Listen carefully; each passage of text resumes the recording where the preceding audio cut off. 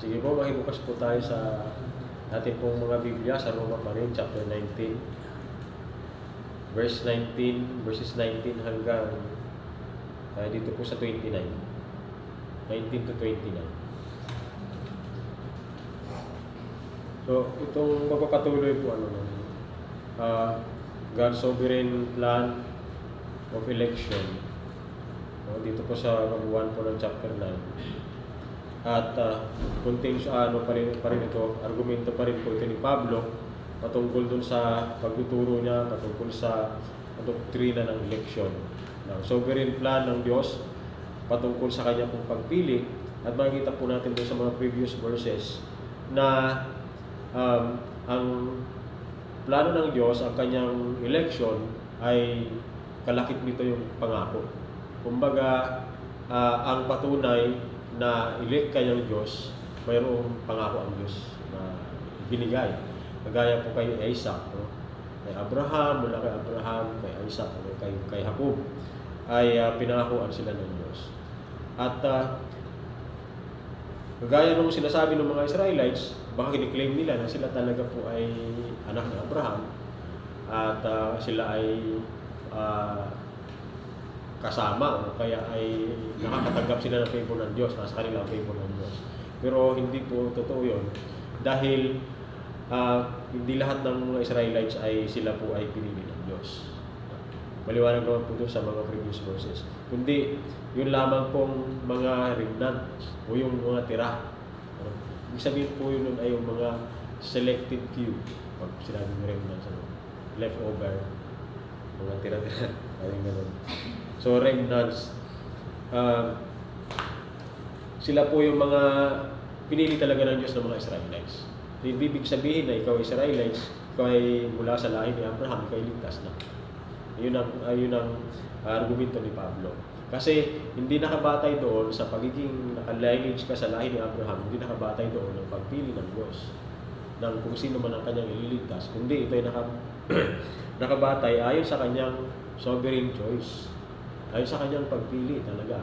At ang halimbawa na pinapakita niya dito ay si Jacob. At makikita yung madidistinguish yung dalawa ni Jacob at saka ni Esau. Pinakikita dito yung halimbawa na pareho sila na galing kay Isaac, pero yung isa ay pinili. Pareho sila galing kay Abraham, pero yung isa doon ay pinili. At ito naman talaga yung sinabi ng Panginoon kay Rebecca. Pag tinignan po natin, binilikan natin doon sa Genesis chapter 25, I think doon sa verse 22 hanggang 23. Si Rebecca ay kinausap siya ng Diyos kasi nga noong time na yun nagre-reklamo, nag-pray siya sa Panginoon dahil siya ay nagbubuntis at nararamdaman niya sa kanyang sinapupunan na malikot yung bata. Kaya nahihirapan siya, sabi niya, nag-pray siya sa Panginoon. Kung ngayon pa lang ang Panginoon ay parang nagwawala na yung dalawang bata doon sa sinapupunan niya. Mabuti pa, wag na ako mabuhay. Pero ang sabi sa kanya, tungkol sa kanya ng Panginoon ay kambal ang nasa sinapupunan mo. At ang bunso ay paglilingkuran. Ang panganay ay maglilingkod sa kanya. At nangyari nga po yun. Nung lumabas po si Esau, siya yung panganay, talagang sa kambal na yon. Ang gawa-gawa ni Jacob ay hawak-hawak po niya yung sakong ni Esau. Kaya ang tawag po kay Jacob ay deceiver siya. Pero doon po sa Hebrew words niya ay heel grabber. Kasi hawak-hawak niya yung sakong ni Esau. Ayaw niyang pakawalan. Ibig sabihin doon pa lamang, kasi napupunan pa lang, nag-aaway na yung dalawa. At ang sabi doon ng Panginoon kay Rebecca ay silang dalawa ay magkalabang bansa. At yun po nangyayari ngayon. Actually si Esau, maging background lang, siya po ay naging Edom ang tawag sa kanya. Kasi tinawag po sa kanya, pinangalan sa kanya yung munggo, yung pulang munggo, yung parang pulang patani na kinain niya, na ibinigay sa kanya ni Jacob. Mula nun, yung pulang patay na yung munggo, yung sinabawang munggo, Yun yung ipinalit niya doon sa kanyang birthright. Kaya ako kasi gutom na siya galing sa pangangaso. So yun yung pinalit niya doon sa kanyang birthright. At ang kondisyon nga ni Jacob ay, sige, bibigay ko ito sa'yo, pero akin na yung karapatan ng pagkapanganay. Bibigay mo sa akin. So, hindi mahalaga kay Jacob, kay Esau, yung birthright. Kaya ganun-ganun na lang na kadali na pinagpalit niya kay Jacob yung kanyang birthright. No? Well, ang birthright sa kultura ng Israel po ay napakahalaga. Sapagkat kapag ikaw ay firstborn, ay sa iyo mapupunta yung birthright. No? Kapag napapunta sa iyo ang birthright, ibig sabihin ikaw ang mamamahala ng kabuuan ng pamilya. Mayroon kang pinagkaloob sa iyo ng iyong ama, yung rulership, yung headship sa family. No? Kapag dumating yung takong panahon na wala na yung ama. At saka ang kagandahan doon, ikaw yung nagpapasya sa lahat, sa buong pamilya, ikaw yung masusunod din. At yung doble, yung matatanggap mo dun sa mana. Kung yung sa mga kapatid mo ay 1% lang, sa iyo, 10% sa kanila, sa iyo 20% matatanggap mo. Kapag ikaw ay nasa iyo yung karapatan ng pagkapanganay. Well, marami po ang pagtagpo sa Bible na hindi nasunod po yun, hindi porkit panganay ka, ay nasa iyo na agad yung birthright. Kasi marami ang mga binasbasan sa Old Testament na hindi naman sila panganay. Halimbawa, yung anak ni Jose, hindi naman siya panganay. Yung dalawang anak ni Jose, si Manase at saka si Ephraim, ang binasbasan, ang panganay doon si Manase. Pero ang binasbasan ni Jacob ay si Ephraim. No? Yun yung disenyo talaga doon. No? Marahil yun ay kalooban ng Panginoon. Pero makikita po natin doon, no, bago tayo dumako doon mula doon sa verse 19, makikita po natin, kung titingnan natin, na sa una pa lang, si Isaac, ay siya actually nagkamali siya doon. Hindi lang nagkamali, kundi nagkasala talaga siya. Kasi bakit? Alam niya na inihula ng Panginoon, binanggit ng Panginoon kay Rebecca, na si Jacob talaga yung pagpapalain. Siya yung pinili. Pero dahil paborito ni Isaac si Esau, paborito niyang anak kasi panganay, at sinusunod niya yung kultura ng Israel na panganay ito, sa kanya ko bibigay yung karapatan ng pagkapanganay, siya pagpapalain ko. Yung bendisyon na yon mula sa Panginoon. Ngayon, makikita natin yung sovereign plan ng Panginoon dito kung paano nag-work out na ginamit si Rebecca. No? Si Rebecca na nanay ng mag-asawa, siya yung mastermind para linlangin ni Jacob yung kanyang ama. Magdamit ka ng ni Esau. Kasi si Esau, siya po ay pumabalahibo. Kumbaga balbon siyang lalaki. Kaya yun yung tawag sa kanya. Kaya Esau ang tawag sa kanya kasi siya ay mamalahibo at pamula-mula yung kanyang balat. Nung siya ay pinganak, naging idom lang siya nung siya ay kumain ng mundo. Kaya sa kanya nanggaling po yung mga Edomites, mga Muslim, mga kalaban ng Israel talaga yan. Yung nasa paligid ng Israel, ang Edomites, sila ay narito sa may bandang Saudi, no? At sa may Jordan. Palibot sila doon. At hanggang ngayon ay magkalaban talaga sila. At saka ang Israel. Ang ginawa ni Rebecca, yun, si Jacob ay tinuruan niya na linlangin ang kanyang ama. At pinagsuot siya ng balat ng kambing na balahibo. Para paghipo ni Isaac ay mabalahibo nga naman. So, dumating ang pagkataon na inutusan ni Isaac si Esau, ikaw ay humayo, mangaso ka, at ipagluto mo ako ng masarap at paborito kong pagkain. Alam ni Esau yun, kung ano yung paborito ng kanyang ama. Ay narinig pala ni Rebecca. Dali-dali siya. Kinausap niya siya, sige, magsuot ka ng suot ng kuya mo, yung pinaka-paboritong damit ng kuya mo, at ipagluto mo siya ng paborito niyang pagkain. Ang ginawa yun ni Jacob, at pagkatapos lumapit siya sa ama. So, ama, narito na po yung iyong Ang pangako pala ni Isaac, pagbalik mo, sabi niya kay Esau, pagbalik mo at dala mo na yung pagkain, yung nakapangaso ka na, saka kita babasbasan. Kasi matanda na si Isaac noon. At siya ay malabo ng paningin, hindi na siya makakita. Kaya yung blessing, talagang ililipat na niya sa tagapagmana. Kinakailangan na. So ang ginawa ni Jacob, habang wala si Esau, pinagmadali siya ng ina. Magluto ka ng pinakamasarap na pagkain na paborito ng ama mo. Tapos pinagsuot niya ng paboritong damit ni Esau. At ayun, pagkatapos noon, lumapit siya sa ama. Dinala-dala niya yung masarap na pagkain, paborito ng ama. At habang siya iniipon ng ama, sabi niya dun sa ama, na ito na po yung paborito mong pagkain. Tika, sabi ni Isaac, ang bilis naman. Ang bilis mo yata. Sabi, nagsinungaling pa talaga siya. Sabi niya, tinulungan po ako ni Yahweh, ang iyong Panginoon. Galing, no? So, hinipo siya ni Isaac at sabi, si Esau, ang iyong katawan, ang iyong balat ay si Esau kasi mabalahibo. Suot niya yung damit ng yari sa balat ng kambing. Pero ang iyong boses ay kay Jacob, sabi ni Isaac. So, pinalapit niya, inamoy niya. Na-convince niya yung si Isaac kasi yung amoy ng damit ni Esau, ayun yung naamoy ni Isaac. Okay, kawangan ako. At binasbasan niya. At yung pagpapala, puro pronouncement ng pagpapala, blessing kay Jacob, na maglilingkod sa kanyang lahat ng bansa, ganon. Pero ang alam ni Isaac, si Esau yung kanyang binibless. Maya dumating na si Esau at wala nang blessing sa kanya. Kasi sabi ni Isaac, naku, naibigay ko na, kala ko ikaw yon. Ako'y kararating ko lang po. Akin na po yung blessing ko. Hindi, naibigay ko na, si Jacob pala yun.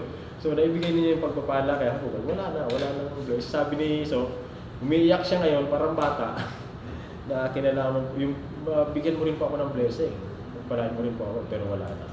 Yung blessing ng pagkapanganay, yung birthright na punta kay Jacob, at binindisyonan din naman ni Isaac si Esau, pero hindi na gano'n yung blessing niya kanya. At diniklara ni Isaac doon na siya ay maglilingkod talaga kay Jacob. So mula po noon, nagkaroon ng hatred talaga si Esau kay Jacob. So ito ba'y nangangahulugan na unfair ang Diyos?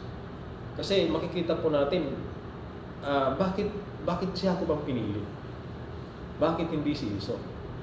Siya yung panganay na sa kanya dapat. Pwede natin isipin na unfair ang Diyos.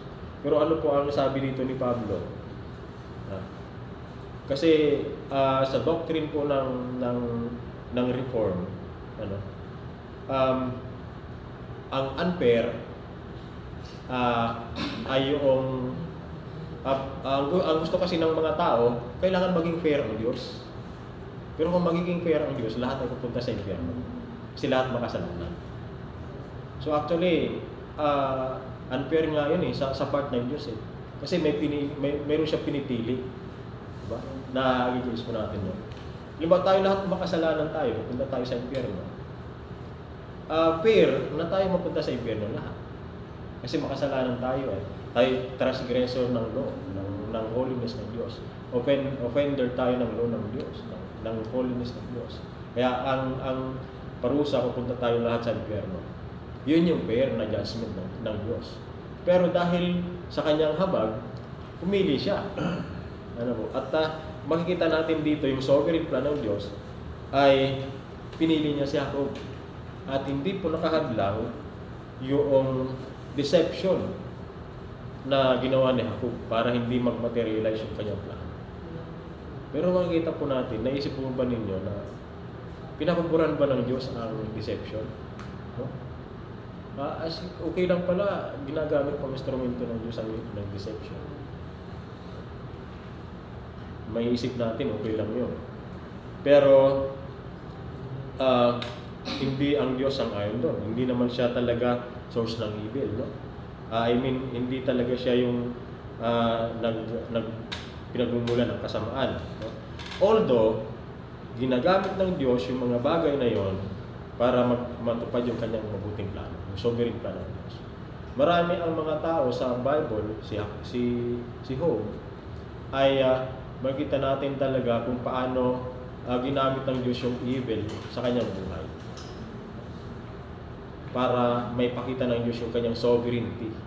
Ganon din naman dito, ito ay paraan ng Diyos upang may pakita yung kanyang glory, na hindi kayang ituward ng anuman kahit nagaano kasama yung kanyang sovereign plan ng election. At yun ay nag-materialize talaga kay Jacob, no? So hindi po yan dahil sa ikaw ay galing sa ugat ni Abraham, yung election, kundi dahil ito sa plano ng Diyos. At sabi pa nga ng Diyos, kahabagan ko ang gustong kahabagan, at kamukuyan ko ang gustong patitigasin ko ang puso ng gustong patigasin. Sabi niya. At sabi doon, you will say to me then, why does he still find fault? For who can resist his will? But who are you, O man, to answer back to God? Sino daw po tayo para magtanong sa Diyos, mag-object sa Diyos ng kanyang ginagawa? Pwede kasi tayo mag-object bakit? Parang mali yata ang ginagawa mo, Lord. So, ibig sabihin po ba nun, mas wiser tayo sa Lord, sa kanyang ginagawa? Diba? Mas wise tayo, mas precise yung judgment natin, mas tumpak yung judgment natin, mas matalino tayo sa Diyos. Pagka ganon, ay mas sovereign ba tayo sa Diyos? Doon po yung pang bottom line, no? At sabi pa, but who are you, man? And then sabi po dito, has the potter no right over the clay to make out of the same lump one vessel for honorable use and another for dishonorable use? Wala bang karapatan ng isang magpapalayo?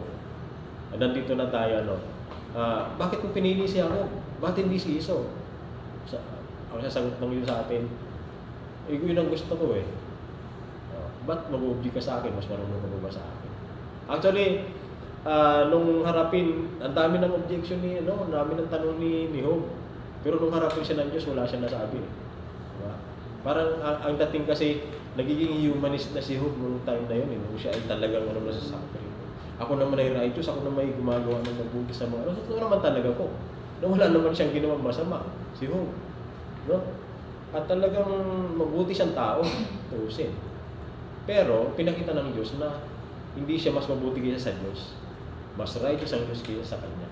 Doon niya pinatunayan ng Diyos. Kasi sabi niya, hindi mo kayang gawin yung mga ginagawa ko. Hindi mo kayang kontrolin yung kalikasan. Ako ang nag-create niya. No?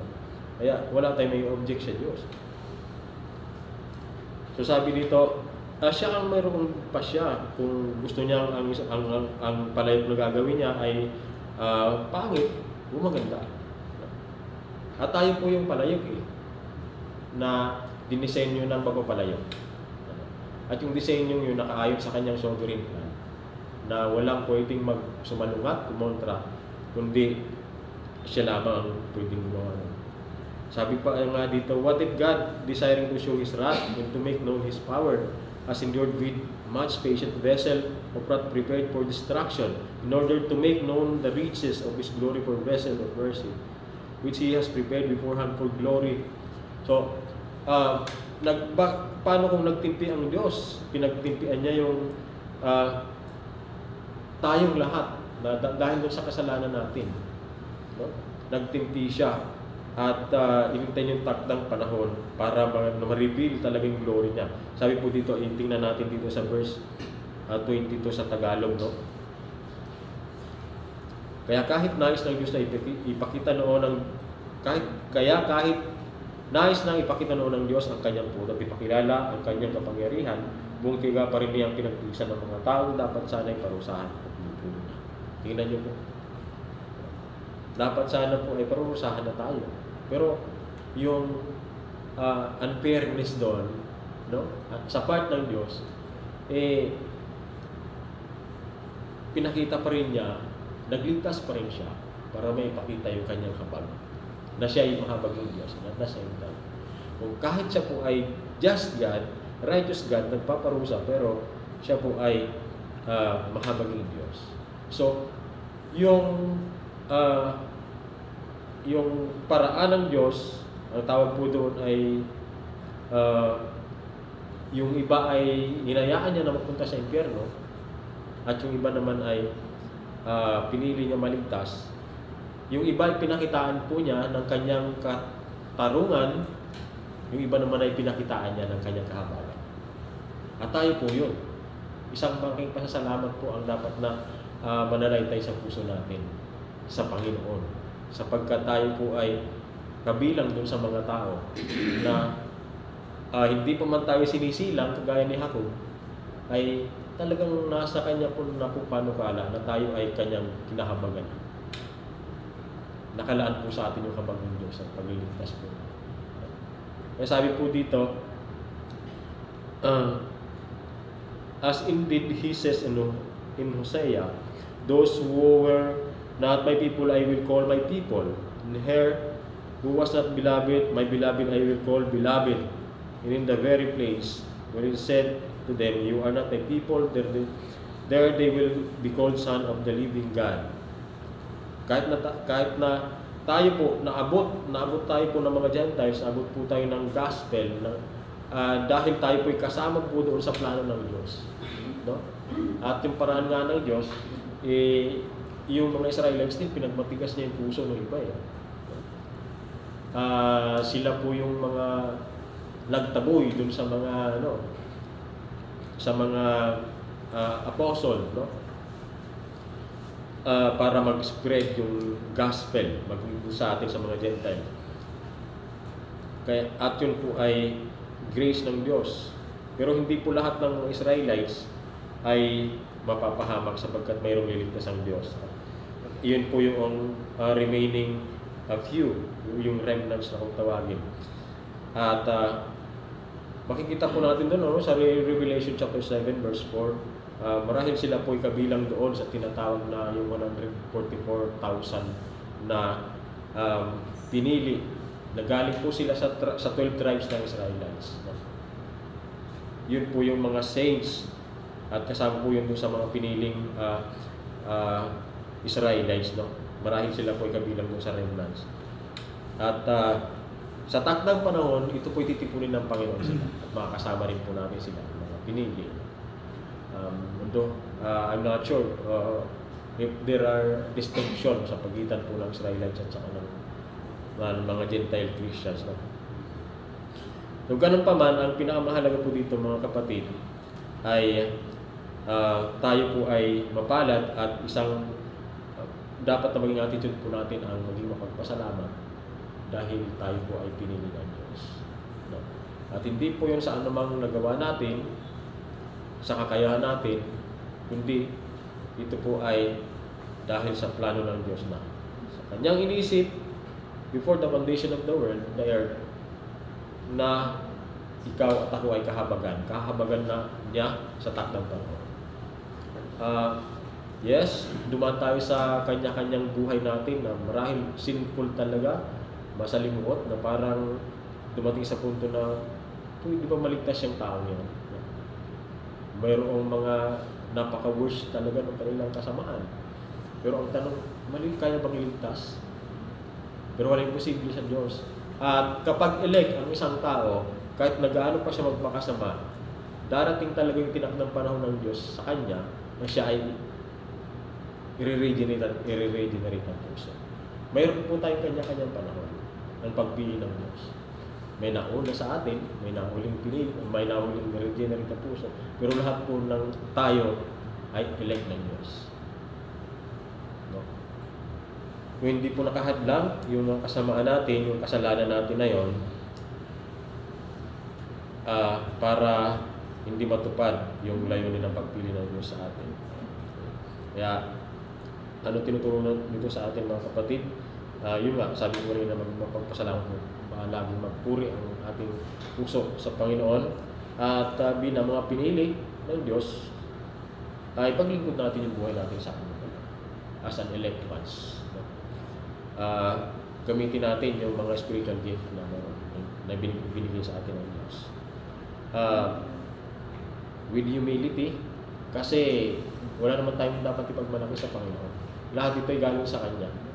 Even yung kakayahan natin na maunawaan siya, yung knowledge, yung wisdom na meron tayo, yung understanding natin sa Kanyang salita, sa Kanyang plano, ito po ay lahat galing sa Kanya.